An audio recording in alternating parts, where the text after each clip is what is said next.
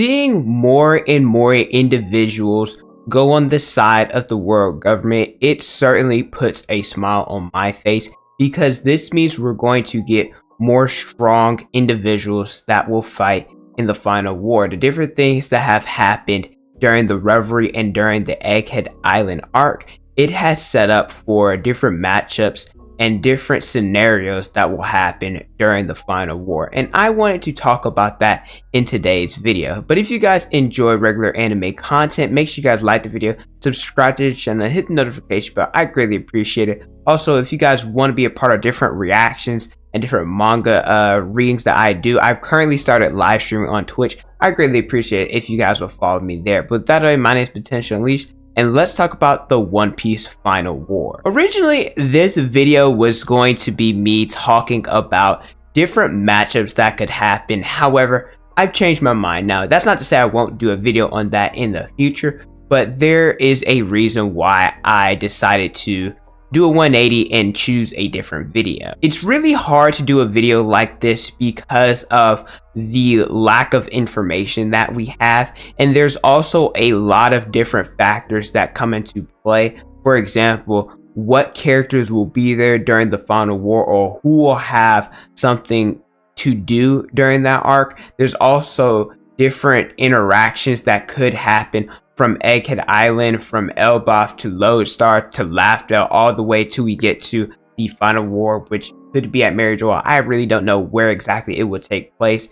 And then there's the different individuals, how strong they are, what type of hockey they have, what type of devil fruit, their fighting style, and many more things that we don't know about, hidden strength with different individuals. We can assume some people based off of like narrative of the story, how impactful they'll be and who has to fight who, but at the same time, it's really difficult to know who all would fight specifically because we don't know who all would be there. Originally, if you were to tell me about the final war, maybe like 5 years ago, I'd say that the world government doesn't have the fighting power in order to compete. And I'll say this, I am a world government / Marine stan. I think that they get a lot of unnecessary hate, and I think that people undervalue their strength. However, I'm also not naive enough to believe that they have enough in order to compete with different individuals who would show up during the final war. A big example of this is Marineford, because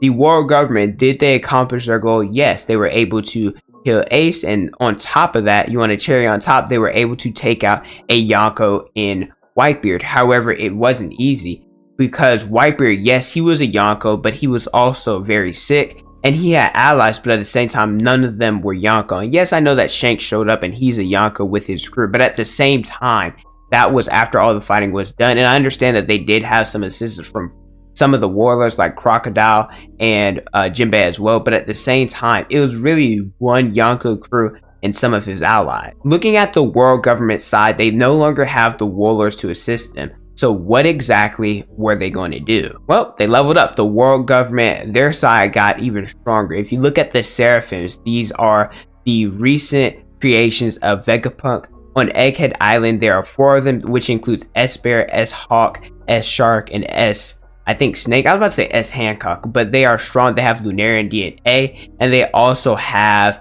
the abilities. Some of them have the devil fruits that their counterparts or their actual warlords have, and at the same time, some of them actually have other devil fruits as well. Also, Crocodile, Moria, and Doflamingo, they are Seraphims as well, and they're still kids. The older they get, the stronger they get. So by the time the final war happens, they probably are going to be even stronger than they are at this point in the series. And to put in perspective, I mean, granted, no Conquerors has been used or advanced hockey that I know of, but they have had Luffy go against them in Gear 4, Zoro, Sanji used Diablo Jambe, there's Lucci as well. That just shows how strong the Seraphims are. We got introduced to the God Knights. There are 9 of them total, however we only got to see 1. And Dragon said it best, once they are called upon, that is when the fighting will truly begin. The one God Knight that we know, it is the Supreme Commander Saint Fingerling Garland.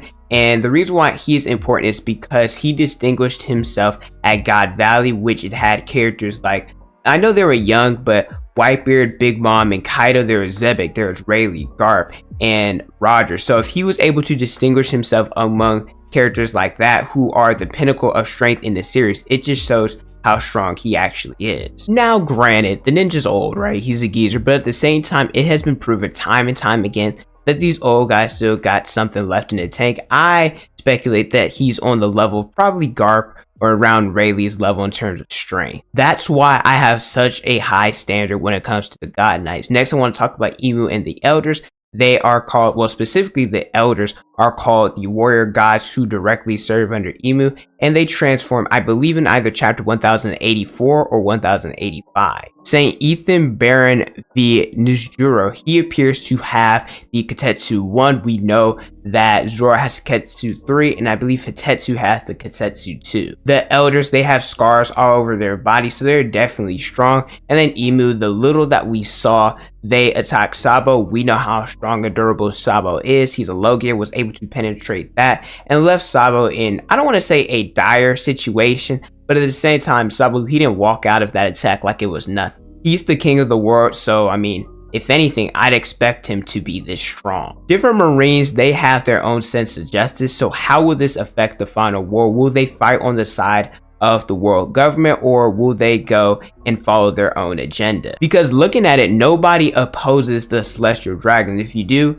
an admiral will go after you, or if you are somewhere in the land of Mary Jawad, then that's when the God Knights step in. So how will people like Garp, Kobe, Smoker, Fujitora, X-Drake, and potentially Aokiji, depending on what his agenda is, how will they affect the outcome of the final war? Will they go in? Will they still be fighting on the world government side? Will they go and do their own thing? Will they try and revitalize the Navy? I'm really interested to see what they'll do. Something that makes One Piece so different from a lot of other series is the vast amount of characters that they have. We don't know exactly who all will be in the final war. I mean, obviously, it's going to be the world government, the revolutionaries, and the Straw Hats, just because, well, the revolutionaries and the world government, that's what the war is probably going to be about. And the Straw Hats, they're the main characters. But what about different individuals who have their own goals? I think that they will play a big factor. Like, for example, maybe Shanks, maybe Mihawk. What about Hancock? Maybe Weevil, maybe Yamato.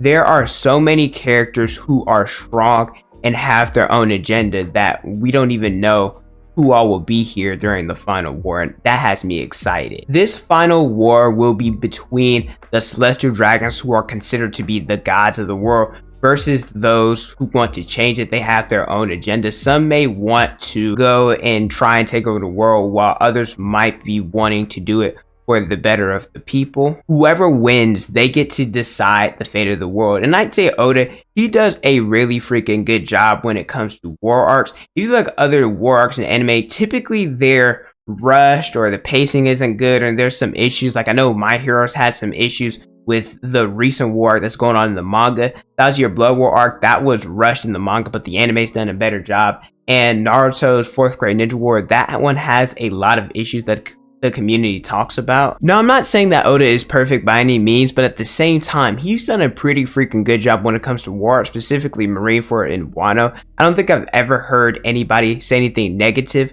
about Marineford and Wano. Most of the people, I mean, granted the Kimon stuff, Big Mom not using advanced conquerors, and Kaido going down. Specifically the Kaido stuff, I think it's nitpicking, but the other two I can understand. A lot of people have said it was pacing, but at the same time, whenever you reading it week from week with different breaks in between, if you were to read it now all the way through since it's finished, I think a lot of people would appreciate the Wano War more. But at the same time, Oda does a freaking phenomenal job displaying a warlike atmosphere. I also think that when it comes to Wano, that yeah, it may have some issues, but its issues definitely, the peaks outweigh the problem. I'm really excited to see what's going to happen during the final war. I can't wait to see the different characters that are involved, different matchups, and I may do a video on that in the future. I'm not sure. I think I'll have to wait to see different people like the Elders, like the God Knights,